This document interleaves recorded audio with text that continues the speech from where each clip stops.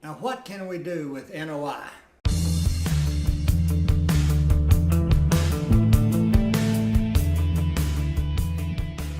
NOI is the foundation of every investment.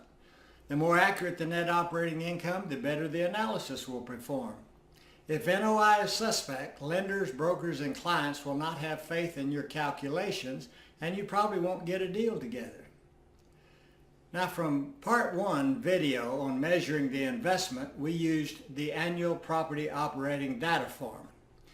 Now, part of the APOD looks like this.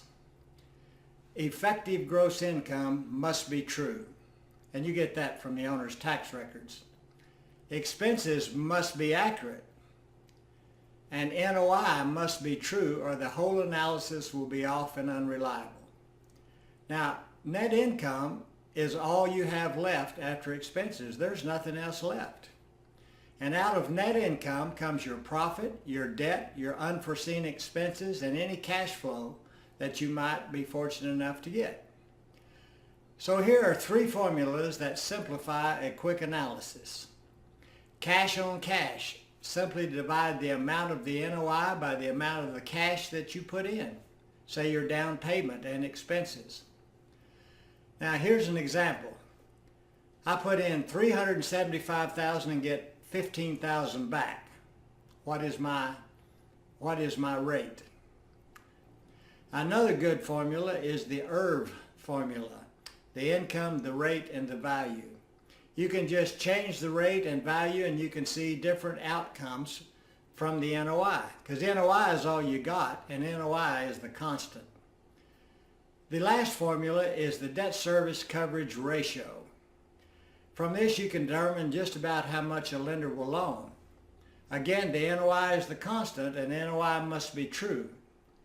Now, we all know that lenders are very risk conscious and safety of their funds are paramount.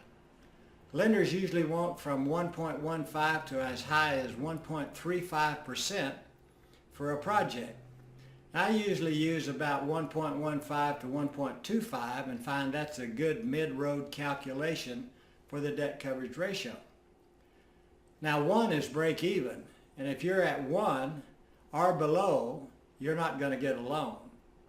Now if you're at 1 or above, depending on how far above, you'll get a loan or a revised loan. Remember, the lender is your partner and they can have a substantial amount in the investment.